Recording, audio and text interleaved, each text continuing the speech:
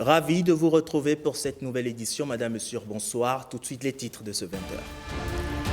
À la une, 12 ministres conseillers nommés à la présidence de la République. C'est l'une des décisions de la réunion des membres du gouvernement ce mercredi. À cela s'ajoute entre autres l'approbation de la stratégie nationale de développement du commerce électronique au Bénin et le recrutement de 30 internes des hôpitaux en médecine au titre de l'année 2024. Certains de ces internes seront-ils envoyés à l'hôpital L'Ordre de Malk de Djougou? Une chose est sûre, 5 enfants jumeaux y sont nés hier. Nos correspondants de Djougou ont pu capturer l'apparence des 5 nouveau-nés qui font la fierté de l'hôpital, d'une famille, de tout un département et même du pays. Et puis hors de nos frontières, on vous conduit ce soir au Mali, au Congo RDC et en Éthiopie. Le détail, c'est dans quelques instants.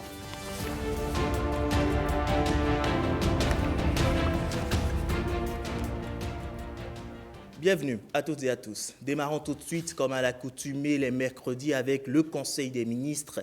Ce 11 décembre 2024, plusieurs décisions sont prises, parmi lesquelles des recrutements et formations, des modifications de décrets, des approbations, mais aussi des nominations. Le détail de tout ceci dans le compte-rendu du porte-parole du gouvernement, suivant Wilfried Léandre Rungbeji. Ce mercredi 11 décembre 2024, sous la présidence du chef de l'État, M. Patrice Talon, le Conseil des ministres s'est réuni et a acté les décisions dont voici la teneur. S'agissant des mesures normatives, en point 1, conditions de commercialisation du soja grain pour la campagne 2024-2025. La dite campagne, démarrée le 5 décembre 2024, s'achèvera le 30 avril 2025. Faisant suite aux délibérations de l'interprofession soja, mise en place pour défendre les intérêts des producteurs et des transformateurs, puis chargée de fixer les conditions de commercialisation, les acteurs ont convenu du prix de vente de soja comme suit. Soja grain conventionnel, 275 francs CFA le kilogramme et 5 francs CFA par kilogramme pour les charges des fonctions critiques. Soja grain biologique, 325 francs CFA le kilogramme et 5 francs CFA par kilogramme pour les charges des fonctions critiques. Si la production nationale de cette légumineuse connaît une bonne progression et s'est établie à 520 929 tonnes au titre de la campagne 2023-2024, force est de constater que cette performance est ternie à la phase de la commercialisation par la sortie frauduleuse des produits vers des pays voisins, pratique à laquelle s'adonnent certains producteurs et commerçants. Une telle situation porte préjudice à l'essor de la filière, aux efforts d'industrialisation en cours dans notre pays et à la création de nombreux emplois qui en résultent. Elle constitue en outre un risque pouvant affecter gravement à long terme les intérêts des acteurs eux-mêmes en fragilisant leur interprofession, autant qu'elle compromettrait la diversification des sources de création de richesses pour l'économie nationale. Aussi, le Conseil a-t-il instruit les ministres concernés à l'effet de veiller au respect de la mesure d'interdiction de l'exportation du soja par voie terrestre. En point 2. Adoption de tests d'application de diverses lois. Au titre de la loi 2010-44 du 24 novembre 2010 portant gestion de l'eau en République du Bénin, il s'agit des décrets fixant les règles de répartition des ressources en eau, les conditions de déclaration ou d'autorisation des installations, ouvrages, travaux et activités relatifs aux ressources en eau, puis les décrets portant nomenclature des installations, ouvrages, travaux et activités soumis à autorisation ou à déclaration, mesures de protection des espaces présentant un intérêt esthétique et culturel particulier lié à la présence de l'eau et des espaces aquatiques ou subaquatiques présentant un intérêt archéologique. Relativement à la loi 2020-05 du 1er avril 2020 portant code de l'électricité en République du Bénin, les tests pris portent création et modalités de gestion du Fonds d'électrification rurale et des énergies renouvelables. Règles générales de contrôle et d'inspection des installations électriques. Conditions et modalités d'acquisition de l'énergie primaire. conditions et modalités de vente de l'énergie électrique par un producteur indépendant ou par un autoproducteur, et d'autres textes qui fixent les conditions d'exercice de l'activité d'installation de réseaux électriques ou de compteurs d'énergie électrique, les conditions d'exercice à titre privé des activités de contrôle et d'inspection des installations électriques et celles d'études et d'approbation préalable des plans et schémas électriques. Pour ce qui est de la loi numéro 2016-25 du 4 novembre 2016 portant organisation de la concurrence en République du Bénin, ce sont les décrets portant détermination des clauses abusives dans les relations entre professionnels et non professionnels ou consommateurs, mentions obligatoires sur une facture, puis les tests fixant les conditions particulières de vente couplée ou jumelée de produits ou de prestations de services, les conditions et modalités d'organisation des ventes promotionnelles ou ventes au déballage, des soldes et des liquidations, les modalités de réalisation de la transaction relative aux infractions commerciales. En ce qui concerne la loi numéro 2021-09 du 22 octobre 2021 portant protection du patrimoine culturel en République du Bénin, il s'agit des décrets portant conditions de gestion des archives nationales, approbation des statuts des archives nationales. Comme autre mesure normative, le Conseil a adopté le décret portant approbation des statuts modifiés de la Société des infrastructures routières et de l'aménagement du territoire, SIRAT-SA, celui relatif au statut des consuls honoraires du Bénin, et marqué son accord pour la modification des décrets numéro 2023-119 du 29 mars 2023 portant création, attribution, organisation et fonctionnement du comité d'agrément des zones économiques spéciales et numéro 2021-068 du 17 février 2021 portant création, attribution, composition, organisation et fonctionnement du comité interministériel de promotion des investissements. Au chapitre des communications. En point 1, contractualisation avec divers prestataires dans le cadre de la conception, construction et équipement d'une unité de médecine nucléaire au Centre hospitalier international de Calavi. Dans le but de favoriser le fonctionnement optimal de cet hôpital moderne, pour une prise en charge efficace des patients, il est prévu la construction d'un service de médecine nucléaire doté d'équipements très spécialisés tels que le cyclotron, avec le soutien de l'Agence internationale de l'énergie atomique AIEA. Les sociétés et cabinets sélectionnés ont déjà donné la preuve de leur expertise sur le chantier de construction de l'hôpital et auront pour mission la conception et la construction d'un bâtiment adapté d'une part, ainsi que l'assistance technique à la maîtrise d'ouvrage et au contrôle technique y relatif d'autre part. En point 2, contractualisation pour les travaux d'aménagement et ou bitumage de routes, puis de pavage de rues dans certains départements.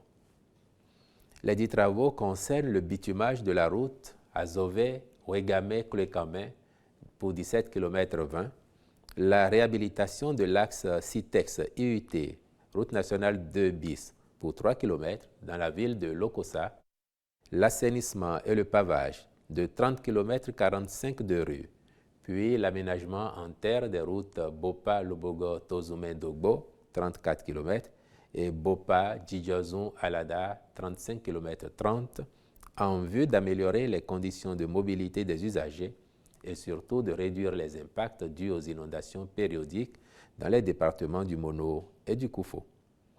À cet effet, le Conseil a marqué son accord pour la contractualisation avec divers prestataires, à charge pour les ministres concernés de veiller à la bonne exécution des travaux conformément au cahier des charges.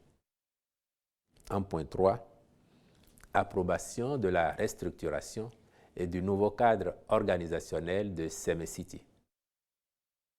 Cette restructuration organisationnelle et fonctionnelle de Semecity vise à renforcer son rayonnement à l'international et son attractivité en développant ses activités d'innovation en lien avec le monde socio-économique, ce qui lui permettra de mieux faire face aux nouveaux défis de l'évolution technologique, puis de gagner davantage en visibilité.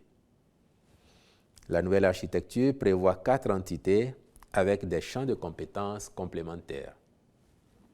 Il s'agit, d'une part, de la Fondation Semecity, ayant pour principale mission le développement et la gouvernance du site, la mobilisation et l'octroi de financement pour le développement des infrastructures, les bourses d'études, la conception et l'amélioration de la qualité des programmes académiques, les initiatives de recherche et d'innovation. Ces missions intègrent aussi les projets portés par les étudiants, les chercheurs et les entrepreneurs, le recrutement et le renforcement des capacités du personnel, ainsi que les autres services destinés aux étudiants.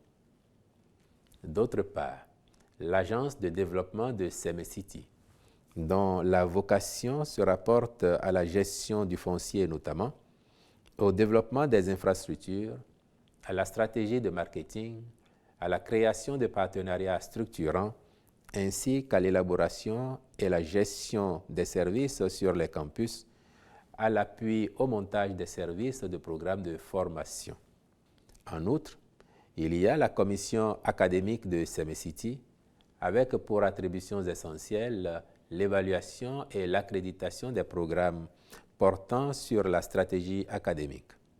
Elle statuera également sur le contrôle qualité, l'agrément et l'homologation des établissements qui souhaitent s'établir ou sont déjà établis sur le site de Semecity. Enfin, les établissements publics et privés de Semecity, dont les missions porteront surtout sur la formation, la recherche et l'entrepreneuriat.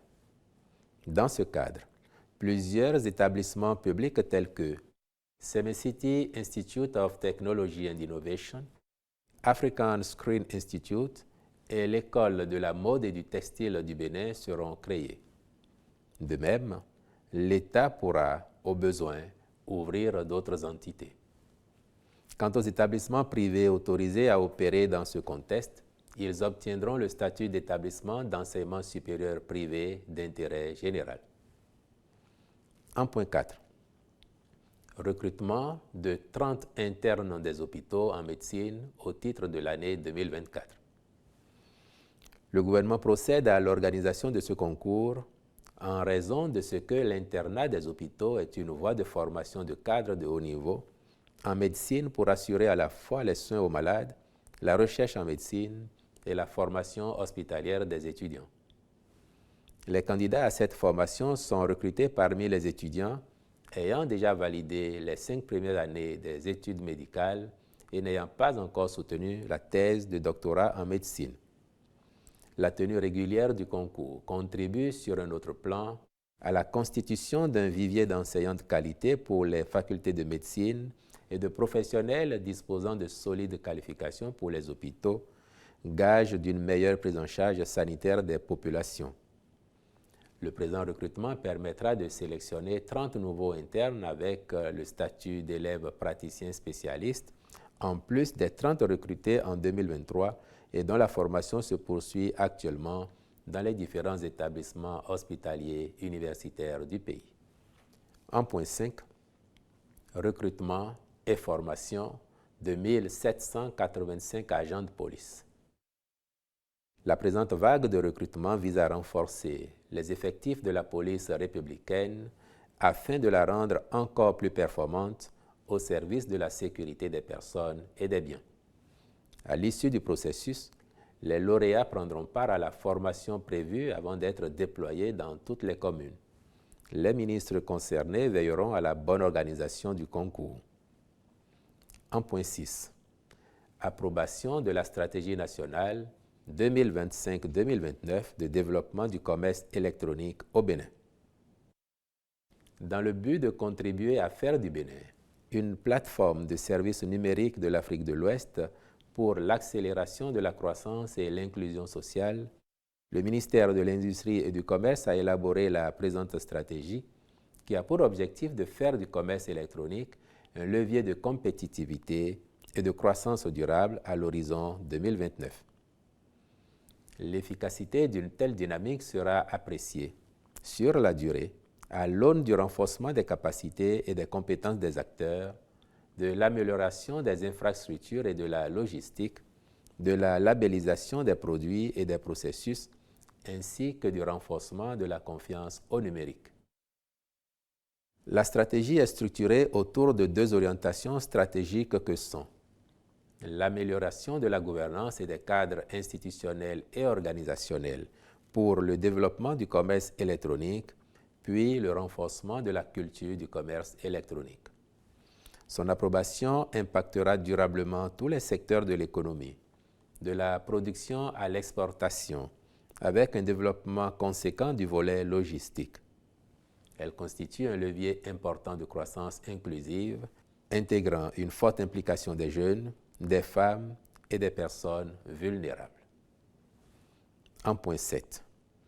Évaluation diagnostique des enseignants contractuels de droit public de l'État issus du reversement effectué au 1er janvier 2008 et appartenant au sous-secteur de l'enseignement et de la formation technique et professionnelle en vue de l'intégration des lauréats dans les différents cadres d'emploi des fonctionnaires de l'État. L'évaluation organisée en 2019 au profit des enseignants agents contractuels de droit public de l'État de la promotion 2008 de l'enseignement secondaire général avait pour, entre autres objectifs, d'améliorer les performances du système éducatif. À l'issue de celle-ci, les enseignants ayant satisfait aux conditions exigées ont bénéficié d'un changement de statut pour devenir des fonctionnaires de l'État.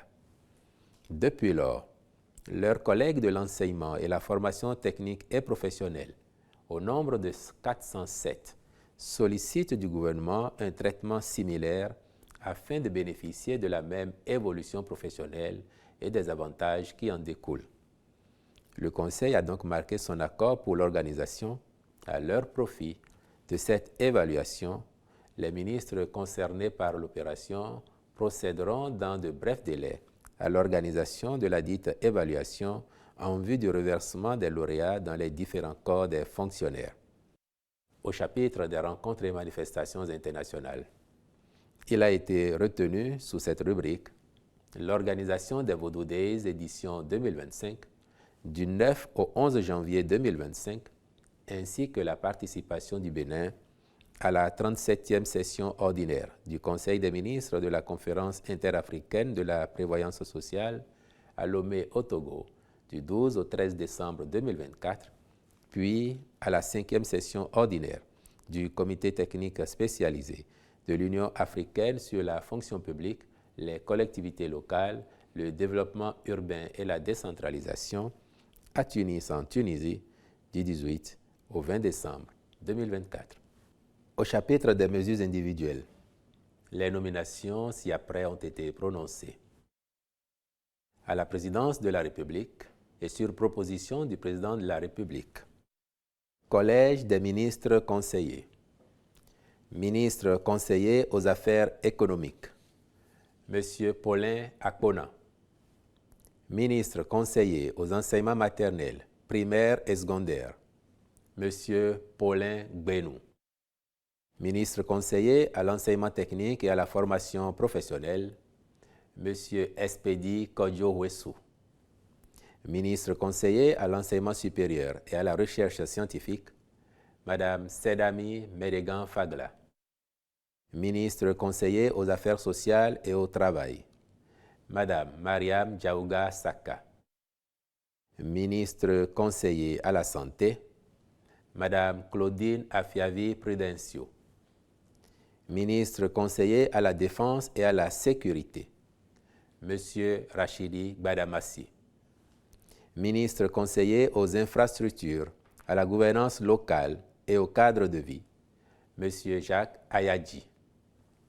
Ministre conseiller aux services publics, M. Janvier Yawedeu.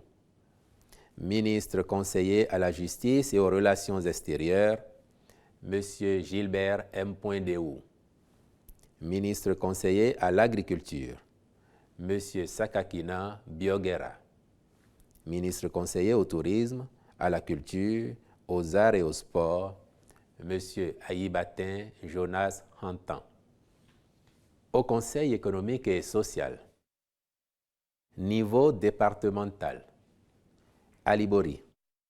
Membre désigné par le secteur agricole, M. Bani Mora Saregande. Membre désigné par le secteur artisanat, M. Aboudou Ali Orou. Membre désigné par le secteur du commerce et de l'industrie, Mme Diane Alouκoutou. Membre désigné par l'Assemblée nationale, Messieurs Sareh Malik Morassani, Sero Zorobouragui, Mohamedou Moussa, René Bagoudou Orou Igari. Membre désigné par le président de la République, Messieurs Moussa Saleh Moukaïla, Aboubakar Tidjani. Atakora. Membre désigné par le secteur agricole, M. Sessédé Soumaïla Tamou. Membre désigné par le secteur artisanat, M. Yafaga Gilbert Saagi Bayanga. Membre désigné par le secteur du commerce et de l'industrie, M. Raoufou Ojo Radji. Membre désigné par l'Assemblée nationale, Madame et Messieurs Abiba Dafia, Antoine Dayori, Tempa Ncha, Gilbert Bangana. Membre désigné par le président de la République, Messieurs Thomas Nyombo, Moumouni Aruna. Atlantique. Membre désigné par le secteur agricole, M. Dosso Lazare Nyolonfou. Membre désigné par le secteur artisanat, M. Hippolyte Soho. Membre désigné par le secteur du commerce et de l'industrie, M. Kofi Frank Akpaunka. Membre désigné par l'Assemblée nationale, Messieurs Koko Lucien Houimbo, Valentin Aditi-Foudé, Cyprien Toyi, Paulin Dossa. Membre désigné par le président de la République, M. Epiphane Onfa, Mme Anita Awanjinou. Borgou. Membre désigné par le secteur agricole, M. Jean Péteret. Membre désigné par le secteur artisanat, M. Biaou François Achade. Membre désigné par le secteur du commerce et de l'industrie, M. Camilo Aruna.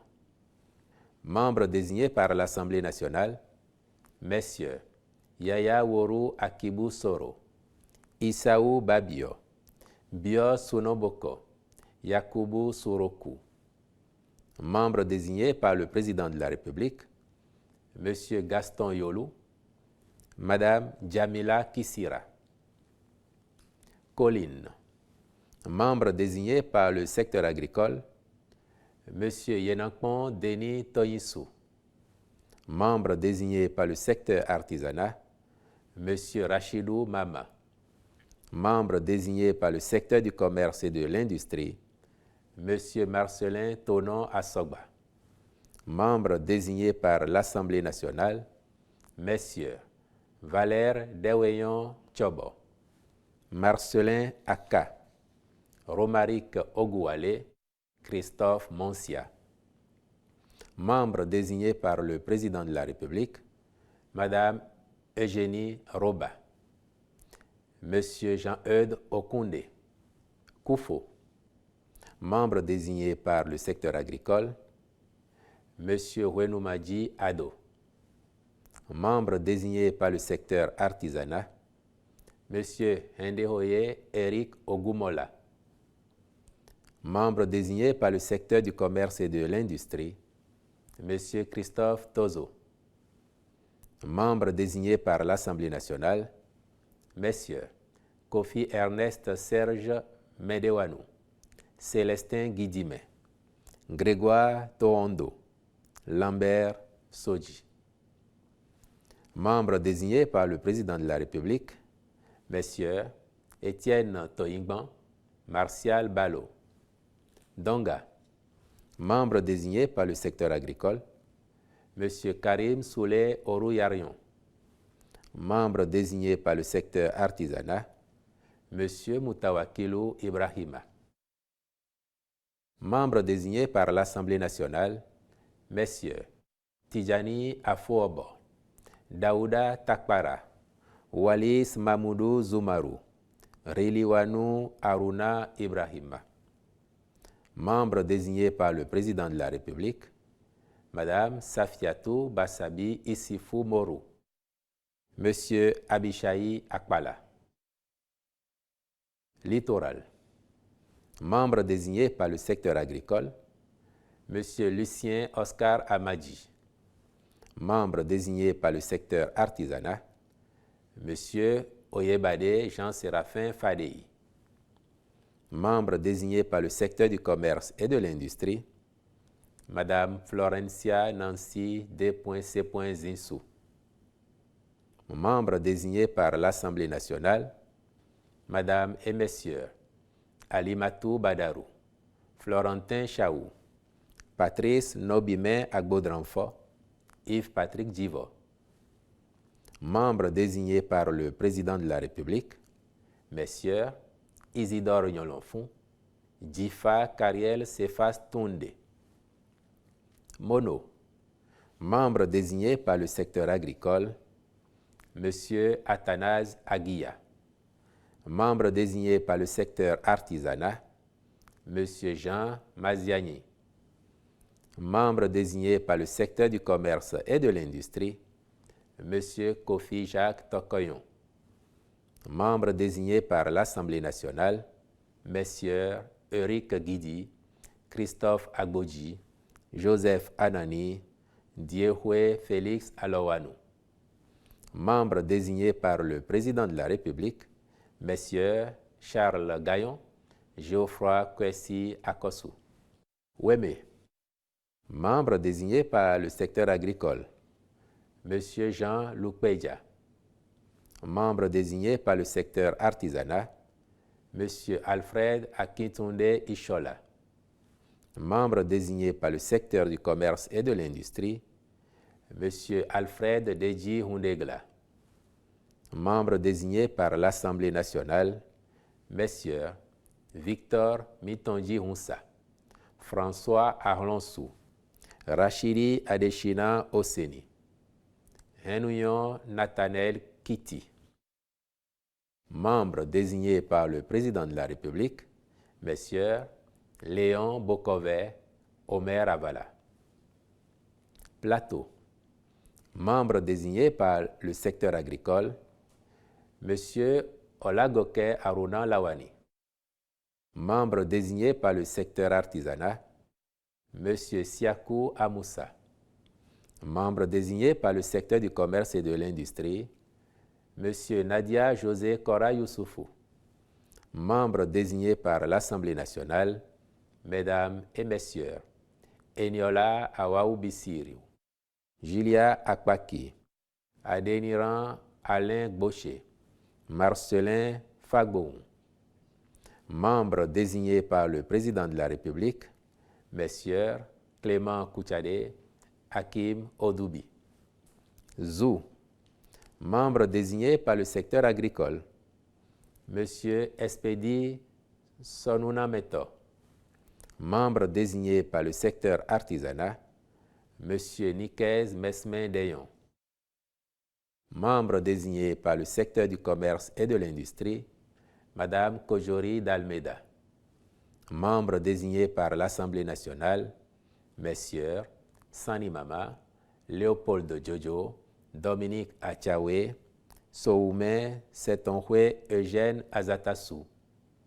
Membres désignés par le Président de la République, Messieurs Zéphirin Kendjaoundé, Gustave Sono. Au niveau national, membres désignés par le Président de la République, Monsieur Conrad Gbagidi. Membres désignés par l'Assemblée nationale, Messieurs Razak Amouda Issifou, Emmanuel Golou, Alassani Tigri. Au titre du patronat, Monsieur Estache Kotigan. Au titre de la Chambre de commerce et d'industrie du Bénin, Monsieur Arnold Akako. Au titre de la Chambre nationale d'agriculture, M. Herman Imali Dietta. Au titre de la Chambre des métiers, M. Soufianou Imoru. Personnalité du secteur des arts et de la culture, M. Stanislas Dego. Au ministère de l'Industrie et du Commerce, Inspecteur général du ministère, M. Antoine Hoïquin. Directeur de la planification, de l'administration et des finances, M. Herman Zimé. Je vous remercie. Une interrogation à présent dans ce journal. Les taxis de Yango vont-ils bientôt circuler à nouveau dans les rues du Bénin? Les responsables de cette plateforme internationale investie dans le transport depuis peu au Bénin sont reçus par les services officiels de tutelle ce jour après leur suspension.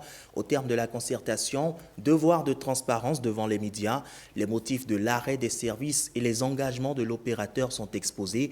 On écoute tour à tour le directeur des transports terrestres et aériens du Bénin, puis le conseil de Yango.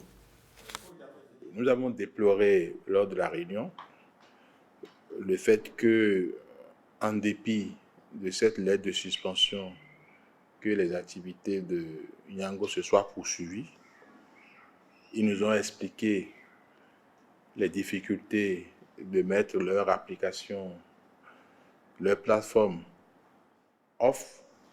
Parce que ça ne concerne pas seulement le Bénin, ça concerne plusieurs pays dans le monde. Ce que nous comprenons, mais on leur a dit quand même qu'il n'y a pas question que l'autorité de l'État soit foulée au sol. Donc, on a retenu quand même que même si l'application techniquement ne sera pas mise off, il ne faut pas qu'à compter de ce jour, qui propose des courses. C'est un point fondamental sur lequel nous allons les observer et prendre d'autres sanctions au besoin si on constate qu'en dépit de cette décision-là, que tout se passe comme si de rien n'était. Ça, c'est la chose la plus fondamentale que nous avons retenue. La deuxième chose, Yango nous a expliqué qu'elle n'est pas une société de transport. Elle est juste une plateforme mise à disposition des sociétés de transport et d'autres sociétés. Ce n'est pas eux-mêmes qui offrent directement le service de transport. Ils ont un partenaire local. Ce partenaire n'est pas reconnu dans les livres du ministère des Transports. Donc, nous avons retenu avec eux qu'ils régularisent la situation pour que les usagers qui empruntent les véhicules puissent être en sécurité. Et ce n'est pas une posture de l'État pour dire que nous ne voulons pas l'activité, bien au contraire, mais on veut que l'activité soit faite suivant les règles de l'art, suivant les réglementations en vigueur dans notre pays. La société Yango s'engage à faire en sorte que toutes ces activités, notamment les activités dans le domaine des nouvelles technologies, ainsi que celles qui seront faites via ces plateformes, puissent être vraiment conformes aux attentes du gouvernement béninois. En attendant, des compatriotes reviennent au bercail. Un retour sur terre natale après avoir connu les mésaventures de l'immigration clandestine. Rapatriés au pays par le gouvernement, c'est à la base aérienne qu'ils ont atterri hier. Alain Sochoumé et Igor Ayosso les attendaient sur le tarmac. Après une aventure périlleuse où ils ont frôlé le pire, ils reviennent au bercail. Ces 54 Béninois ont été rapatriés de la Guinée équatoriale par le gouvernement sur fonds propres. Il a fait pratiquement 3 mois. Il n'y avait même pas à manger. C'était vraiment la galère. Il n'y avait pas à manger. Tous les téléphones, on a vendu. J'ai vendu même un peu de biens que j'avais, moto comme machine tronçonneuse que je travaille avec. Tout ça là, j'ai essayé de vendre pour dire à la famille de m'envoyer de l'argent. Je suis dans cette aventure qui s'est mal tournée. Donc, je suis ici pour dire à mes soeurs, je ne peux pas trop parler, quoi. Je vais les conseiller seulement de ne plus aller dans cette aventure. Il vaut mieux de rester chez nous, de gagner un peu là. Ce qui s'est passé chez nous là, si Dieu n'était pas avec nous là, on ne serait pas là aujourd'hui. Ces personnes que vous voyez aujourd'hui sont toutes de nationalité béninoise. qui ont pris des embarcations précaires au niveau du Nigeria, qui est leur point de ralliement. Il y avait au départ 3 nationalités, des Burkinabés, des Togolais, mais les Béninois constituent la plus grande masse malheureusement. Et ces personnes ont été secourues par les gardes-côtes équato-guinéennes, mais gardées dans un camp, quasiment privées de liberté. Le gouvernement du Bénin, en Conseil des ministres, a autorisé leur rapatriement sur le Bénin, sur fonds propres, 100% du gouvernement du Bénin. Les Béninois de la diaspora occupent une place importante dans les politiques du gouvernement. Cependant, il est crucial que tout candidat à l'immigration prenne les dispositions légales et régulières en la matière pour ne pas se voir interdire le pays où il atterrit. 2 audiences à la Haute Autorité de l'Audiovisuel et de la Communication. Le nouvel ambassadeur de la Chine près le Bénin et le bureau du syndicat des travailleurs de l'audiovisuel public Syntrap étaient chez Édouard Locaux. Le premier pour une visite de courtoisie et de prise de contact et le second pour présenter le mémorandum des travailleurs de la SRTB en prélude à la mise en œuvre des réformes annoncées. Le point avec Wenceslas Aronimon et Ulvaeus Balogo. C'est pour moi un plaisir d'avoir l'occasion de connaître le rôle et le fonctionnement de cette institution, très important. Et aussi d'échanger avec nos amis béninois sur éventuelles coopérations dans le domaine de communication, de la presse. Oui. Nous sommes venus parler avec lui des réformes à la SRTB. Au niveau de notre syndicat, nous avons élaboré un document stratégique et donc nous sommes venus lui remettre officiellement ce document et échanger avec lui sur les réformes. Vous devez savoir aussi que le chef de l'État a demandé à la RAC de mener des réformes et donc nous avons demandé à ce que la RAC puisse avoir un œil quand même sur ce qui se fait à la SRTB pour le bien de tous. C'est une satisfaction totale d'avoir la tête de la RAC, un professionnel des médias et donc lorsque vous avez un professionnel des médias, c'est beaucoup plus fluide. Et donc, même avant de venir à cette audience, nous avons déjà commencé par échanger avec le président et il s'est montré très disponible d'ailleurs pour accompagner les réformes à la SRTB, accompagner la SRTB à s'améliorer et à donner le meilleur d'eux-mêmes comme le chef de l'État l'aurait souhaité.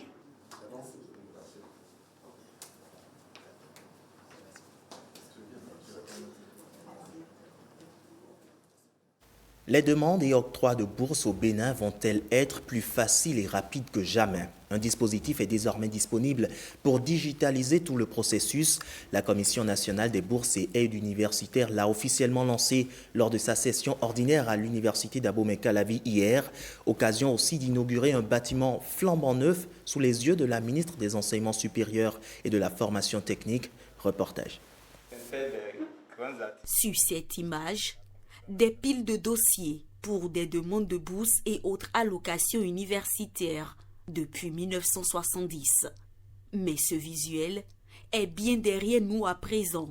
L'université d'Abomey-Calavi ouvre une nouvelle page, celle de la digitalisation, et modernise de ce fait la gestion des allocations et bourses universitaires. La modernisation s'est manifestée à travers plusieurs réalisations majeures, dont l'adoption du principe des quotas orientés vers les pôles prioritaires du PAG et les filières d'avenir, la programmation pluriannuelle des allocations par entité et une digitalisation progressive et ambitieuse. Dans ce bâtiment flambant neuf inauguré ce jour, un dispositif de contrôle d'accès est mis en place. Kit de biométrie, ordinateur de gestion des visiteurs, serveurs, barrières électroniques, écran de télévision ou encore système de vidéosurveillance. Tout est pensé par la Commission nationale des bourses et aides universitaires pour améliorer le processus et le rendre surtout plus rigoureux et transparent. Nous pouvons enregistrer comme résultat que d'un délai de traitement de 8 mois de bourse, nous en sommes à 1 mois. Nous pouvons retenir également que désormais, le paiement des allocations rentre dans la mensualisation telle que nous payons les salaires des agents de l'État. Ce qui nous détermine à continuer alors notre engagement pour accompagner ces étudiants pour leur meilleure insertion professionnelle. C'est en cela que, en passant à la digitalisation du traitement des dossiers, des demandes de bourse, vous avez très bien fait et vous avez trouvé bien qu'il faut aller vite. Nous sommes conscients qu'un travail remarquable se fait, notamment par rapport au traitement des allocations universitaires. Cette session ordinaire de la Commission nationale des bourses et aides universitaires a aussi permis aux différents acteurs de présenter les rapports et statistiques des dossiers d'allocation universitaire traités au cours de l'année académique 2023-2024.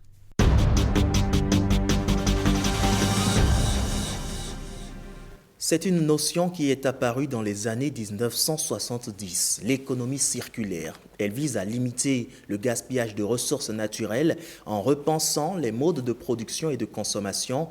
Comment fonctionne-t-elle concrètement? Dans le dossier environnement de ce mercredi, Wenceslas Arouanimon et Amandine Agnambossou nous en disent plus. Vous allez le voir, ce concept se révèle une opportunité pour les pays africains. Reportage.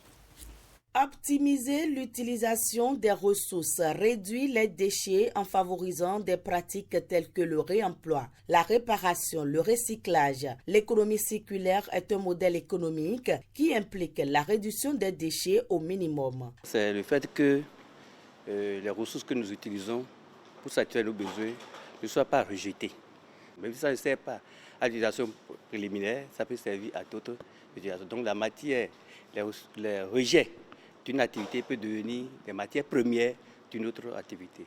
Par exemple, si on prend les sachets plastiques, les bouteilles en plastique, une fois qu'on a bu de l'eau, on jette ça dans la nature.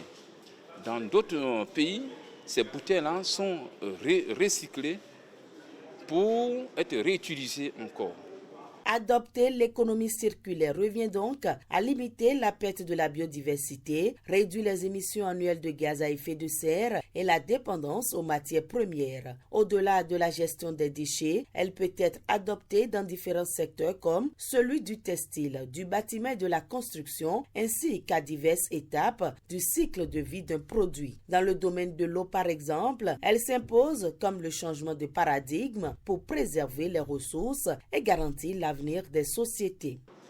Vous voyez bien que dans les égouts, dans les caniveaux, les eaux usées sont le siège des moustiques. Et pour finir, on contracte des maladies, ce qu'on appelle le malaria, le paludisme, etc., la fièvre typhoïde, etc. Mais si ces eaux usées sont bien gérées, bien traitées, on peut même les réutiliser encore dans d'autres domaines. Par exemple, il y a des pays en Afrique où les eaux usées sont réutilisées et reviennent encore dans les ménages. Aujourd'hui, la ressource en eau devient de plus en plus insuffisante parce qu'avec les changements climatiques, les pluviométries parfois baissent à des endroits donnés, il y a des poches de sécheresse. Donc l'eau qu'on utilise pour les activités agricoles surtout est en baisse. Et alors là, s'il y a la possibilité de prendre ces eaux qui devaient être rejetées, les recycler, les épurer et les réinjecter dans le système de production, ce serait la bienvenue. Des éléments peuvent être piégés, peuvent être récupérés de ces eaux pour servir à la valorisation de nos plantes. Avec plus de 62% des pays africains dépendant des ressources naturelles pour leurs produits intérieurs bruts, l'économie circulaire est cruciale pour la croissance du continent. L'État doit s'impliquer. Il faut suivre ces produits que tu mets sur le marché. Parce que si tu ne suis pas, ça ne va pas revenir. Donc voilà un peu cette politique qu'il faut mettre en place. Les pays européens ont déjà trop avancé en matière d'économie circulaire. Nous, on est en train de commencer et il s'agit ici pour le Bénin d'assurer l'assainissement du Grand Nokoué. C'est des tonnes de déchets qui sont générés par jour. Et l'économie circulaire va permettre de récupérer beaucoup de déchets qui polluent notre environnement et qui seront utilisés à d'autres fins. L'économie circulaire est une opportunité pour les pays africains. Le Bénin s'inscrit dans cette logique et vient de lancer son plan d'action national pour l'économie circulaire. Un plan d'action qui bénéficie d'un appui de la Banque africaine de développement à travers la Facilité africaine pour l'économie circulaire.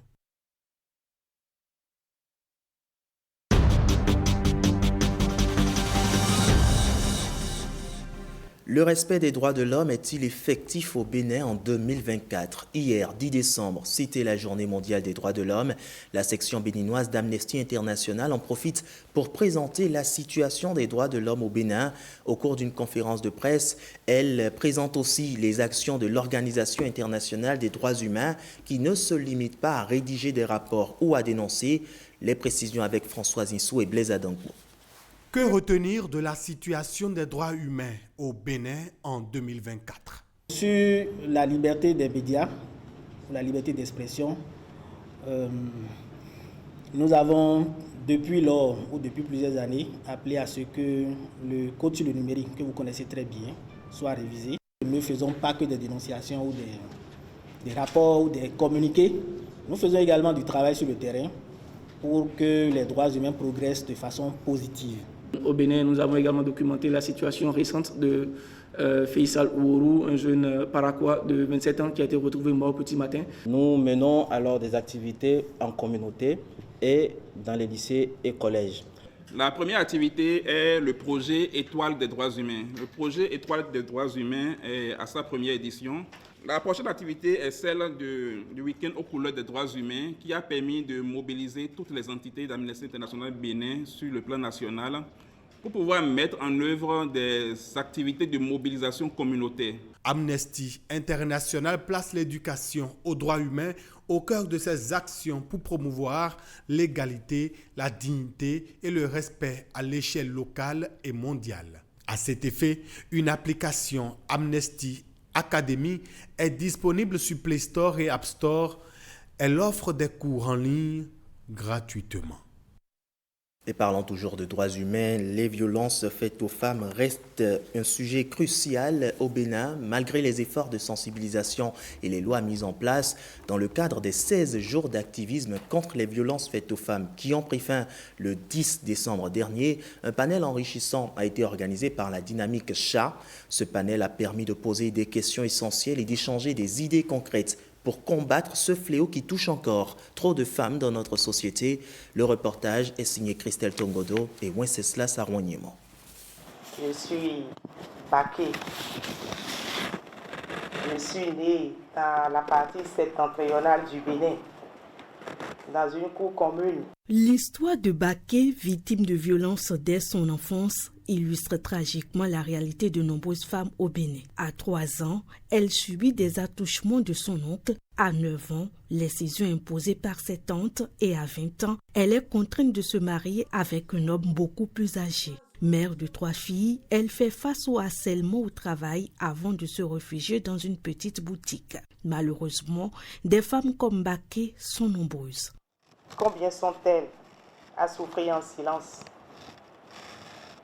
Toutes les 10 minutes, une femme est tuée dans le monde par un fait de violence.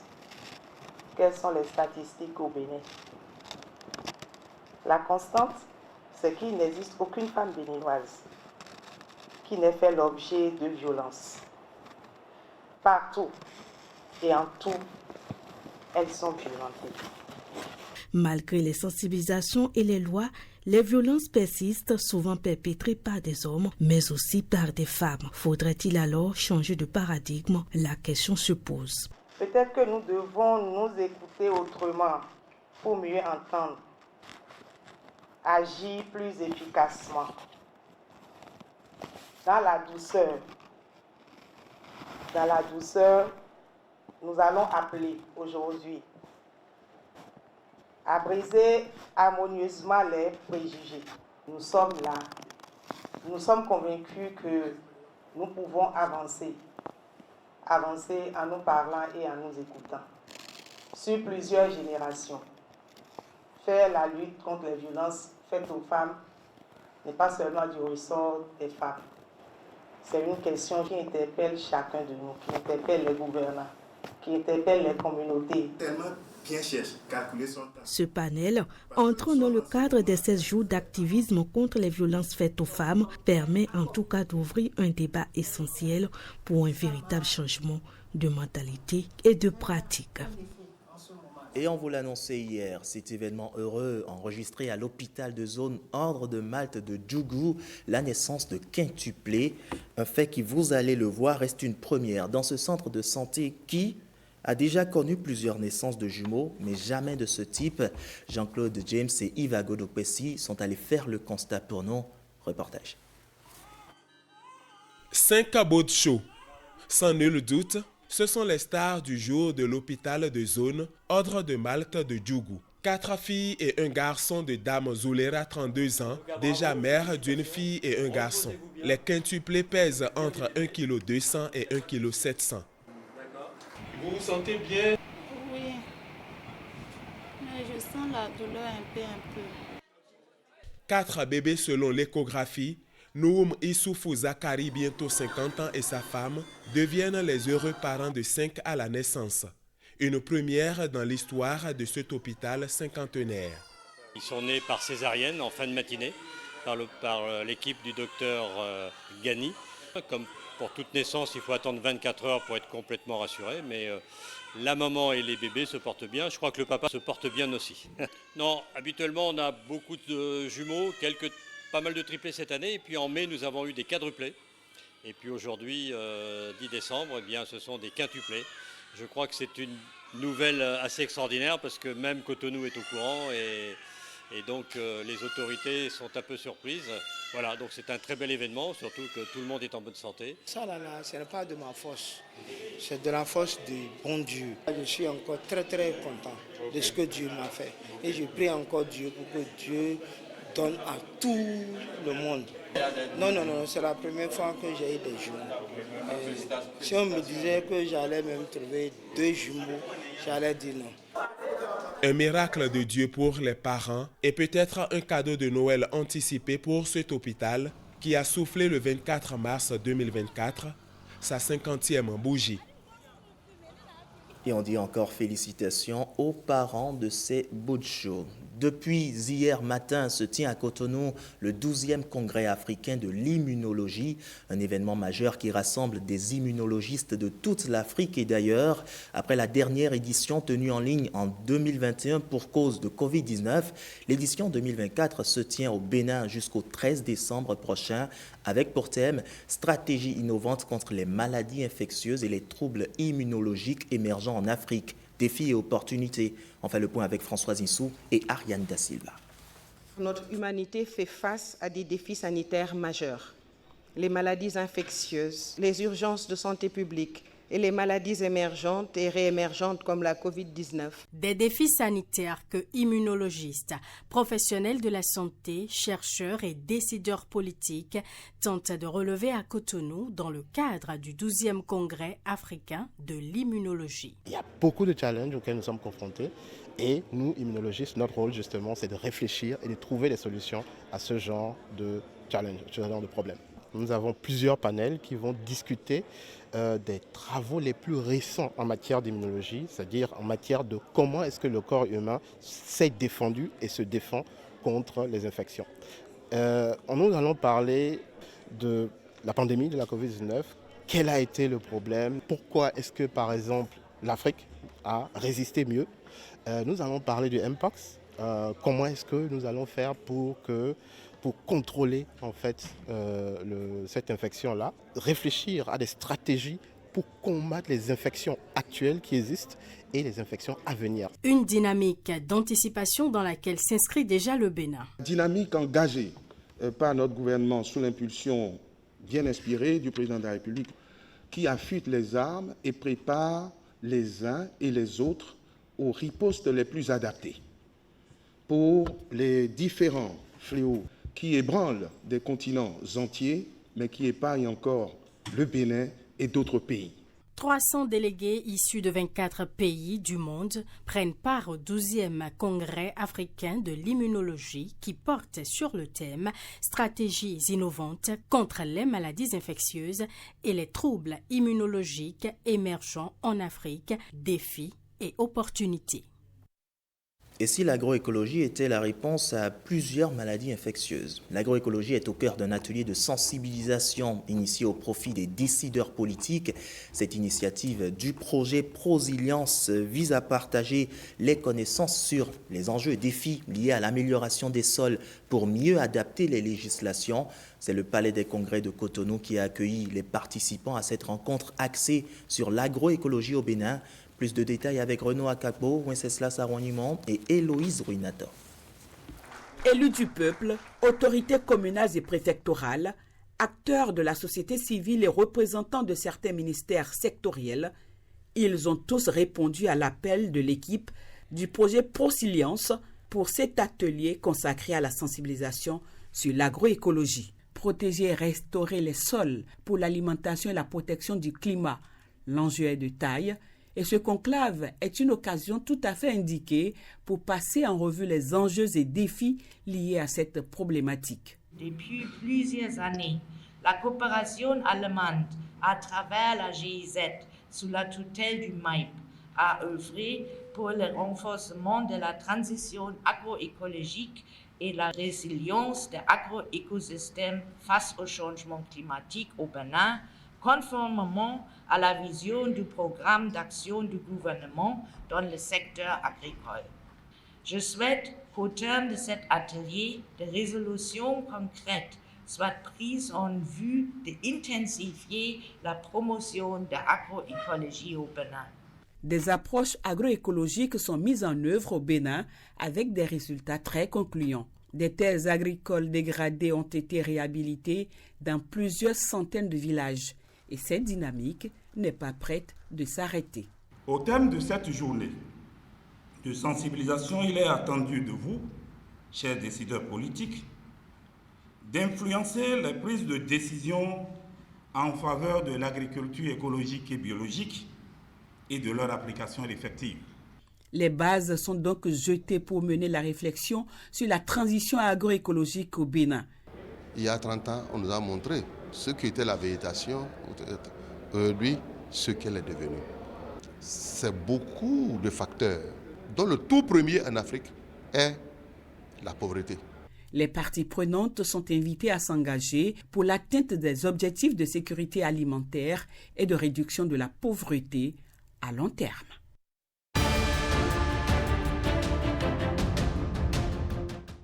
C'est l'heure à présent du tour de l'actualité hors de nos frontières. Notre guide ce soir nous emmène en République démocratique du Congo et au Mali. Suivons plutôt.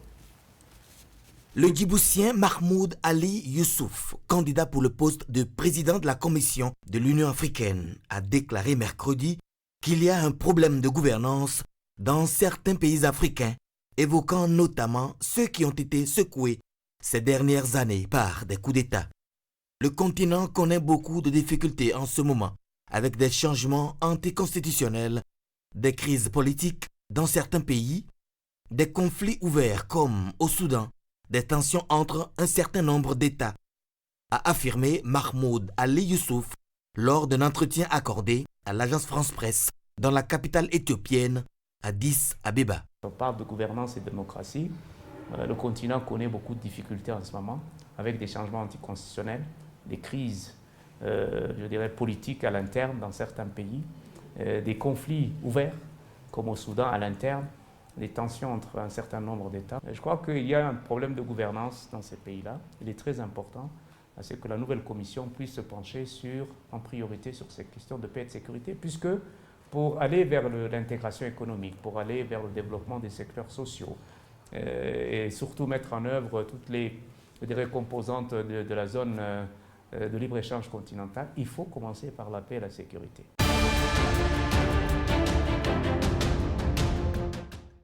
En République démocratique du Congo, le président a avancé mercredi devant le Parlement l'idée d'une réforme constitutionnelle, l'opposition dénonçant depuis des semaines une manœuvre du chef de l'État pour tenter de rester au pouvoir. Félix Tshisekedi est réélu en décembre 2023 pour un second mandat avec plus de 73% des voix. Je reste convaincu que malgré les défis, unis, nous pouvons transformer nos potentialités en richesses réelles, nos faiblesses en force et notre diversité en un facteur de cohésion. À tous, je voudrais redire, tout est possible à celui qui rêve, ose et n'abandonne pas.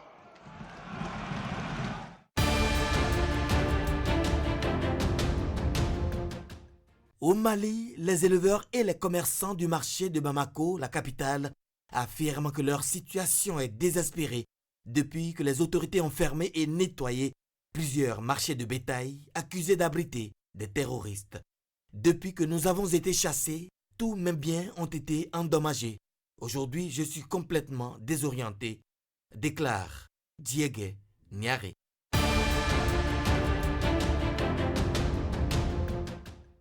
Voilà qui met un terme à ce journal. Merci de nous avoir suivis. Retrouvez à 23h30 Rebecca Kenjan-Roundé pour l'édition de la nuit. Je vous retrouve demain, toujours avec ce même plaisir. Bonsoir chez vous.